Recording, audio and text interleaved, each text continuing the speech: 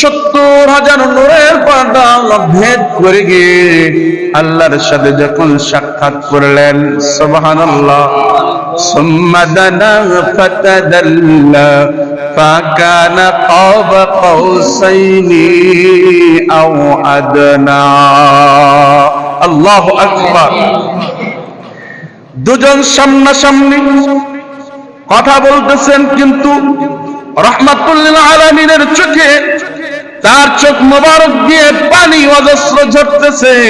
আল্লাহ তাআলা ডেকে বলতেছেন, হাবিব, আজকে তো আপনি আমার দিদারের জন্য এসেছেন, আপনার চোখে কেন পানি?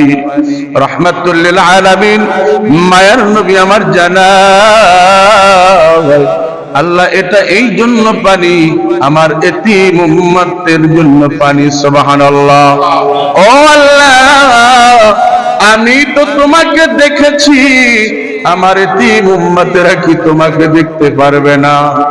এই জন্য আল্লাহ পাক রব্বুল আলামিন আপনারা তাশাহুদের ভিতরে যেই তাশাহুদ পড়ে থাকেন, সকলে পড়েন আত্তাহিয়াতু লিল্লাহি ওয়াসসালাওয়াতু ওয়াত-তাইয়্যিবাত।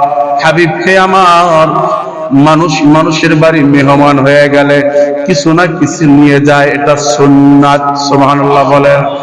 আপনি কোন বাড়িতে যাইবেন, খালি হাতে যাওয়ার চেষ্টা করবেন না। আপনার যতটুকু সামর্থ্য আছে এই সামর্থ্য অনুযায়ী নিয়ে যাবেন।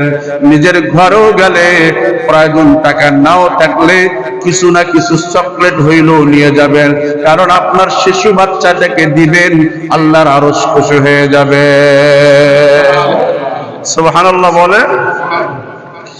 মুসলমান ভাইরা আমার, এবার রাহমাতুল লিল আলামিন বলেন, আল্লাহ, আমি আপনার কাছে খালি নিয়ে আসি নাই, আপনার জন্য আঙ্গুল বেদানা এগুলা আপনার জন্য নিয়ে আসি নাই, রসমালাই নিয়ে আসি নাই। আমি জানি এগুলা আপনি বক্ষণ করেন নাই। আমার জীবনের যত নেক আমল, আমার আত্মার, আমার শারীরিক, আমার যত নেক আমল জীবনে করেছি, সমস্ত নেক আমলগুলি আল্লাহ আমি আপনার দরবারে উপস্থিত করলাম। এই কথা বলার পরে আল্লাহ তাআলা খুশি হয়ে আল্লাহর হাবিব মুহাম্মদুর রাসূলুল্লাহ সকলে বলুন সাল্লাল্লাহু আলাইহি সাল্লামকে সান্তনা দিয়ে বলতেছে, আসসালামু আলাইকুম ওয়া রাহমাতুল্লাহি ওয়া বারাকাতুহু। আল্লাহর হাবিব এই কথা শোনার পরে চোখ মুবারক দিয়ে পানিগুলো আরো ছেড়ে দিয়ে কান্না করতেছে। আল্লাহু আকবার বলেন। কান্না করতেছে, অজস্র পানি পড়তেছে। এবার আল্লাহ তাআলা জিজ্ঞাসা করেছেন, হাবিব, আপনি কেন আবার কান্না করতেছেন?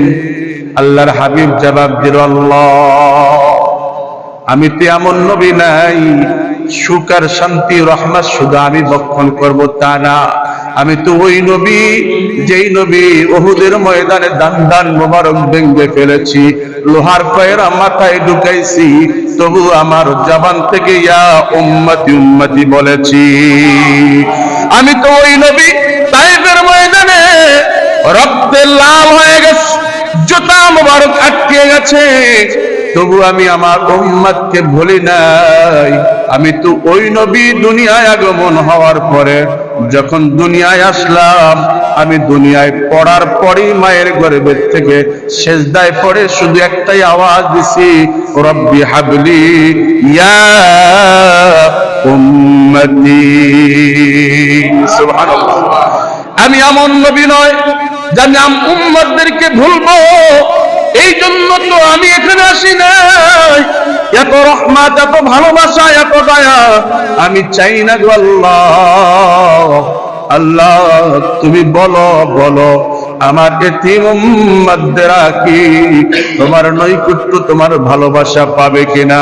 তখন আল্লাহর হাবিব আল্লাহর সাথে মুখে মুখ লাগায়া বলতেছে, আসসালামু আলাইনা ওয়া আলা ইবাদিল্লাহিস সালিহিন। আল্লাহ বলতেছেন, হাবিব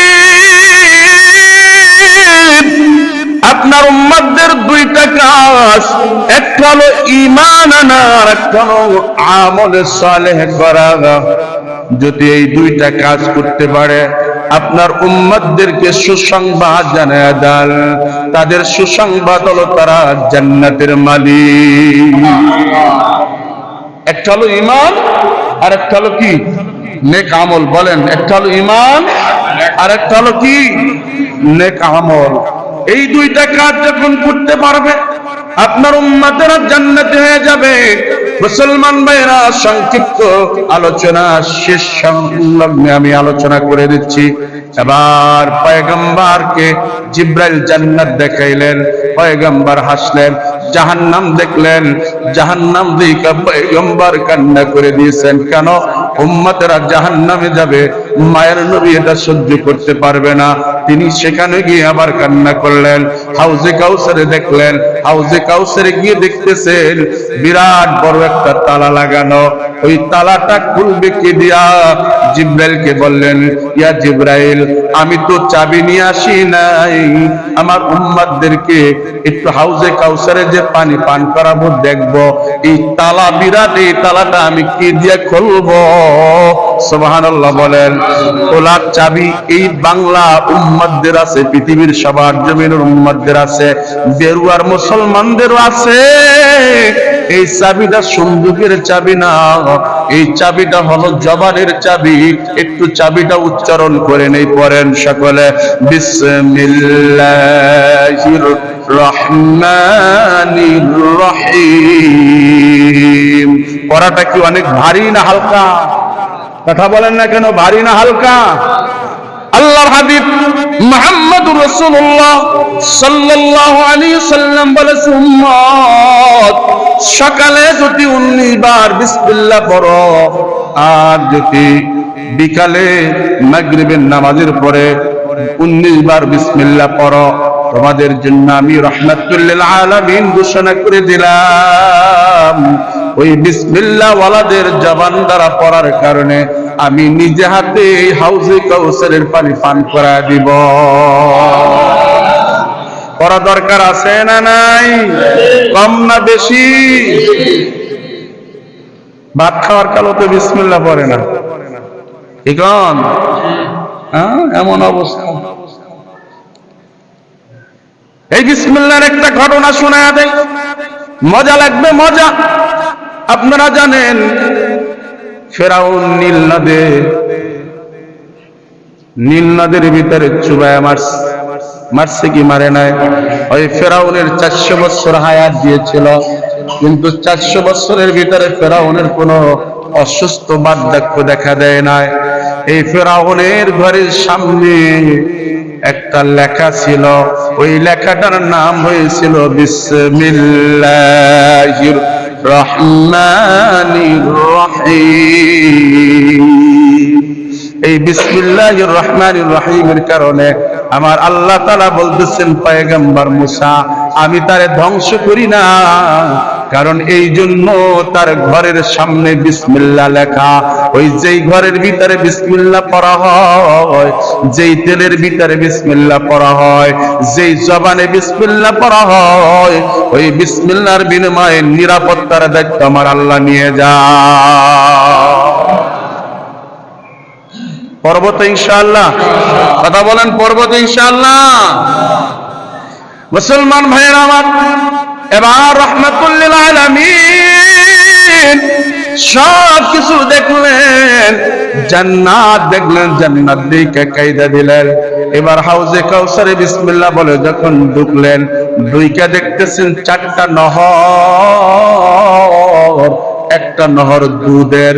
সূরা মুহাম্মাদের ভিতরে আল্লাহ তাআলা সেই কথাও জানাই দিয়েছে, সুবহানাল্লাহ বলেন।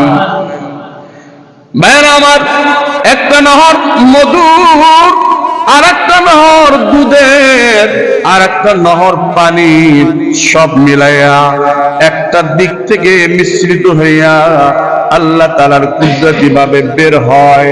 ওই বের হওয়া যেই পানি টুকুন, এটার নাম হইল হাউজে কাউসার। যে হাউজে কাউসারের পানি কোন উম্মত যদি ভাগ্যে জুটে যায়, নসিব হয়ে যায়, কমসে কম 40,000 বছর তার পানির পিপাসা লাগবে না। আল্লাহু আকবার বলেন। চাই কি চাই না ইনশাআল্লাহ? আল্লাহ রসুল আবার 27 বছর, কত বছর, কত রাত, কয়েক রাতের কিছু অংশ, লাইলাম মিনাল মাসির, রাতের কিছু অংশ কেটে গেছেন কত বছর? কথা বলেন না, কত বছর? 27 বছর কেটে গেছেন। 27 বছরের জায়গাটি ওই যে উজু করছে, উজুর পানি কি এখন পড়বে না শুকিয়ে যাওয়ার কথা ছিল? কথা বলেন না কেন? কিন্তু আল্লাহ রসুল আয়েশা দেখতেছেন এখনো সেই পানিগুলো উঁচু জায়গায় পড়েছিল, উঁচু জায়গার পানিগুলো গড়ায় গড়ায় নিচে পড়তেছে। সুবহানাল্লাহ বলেন।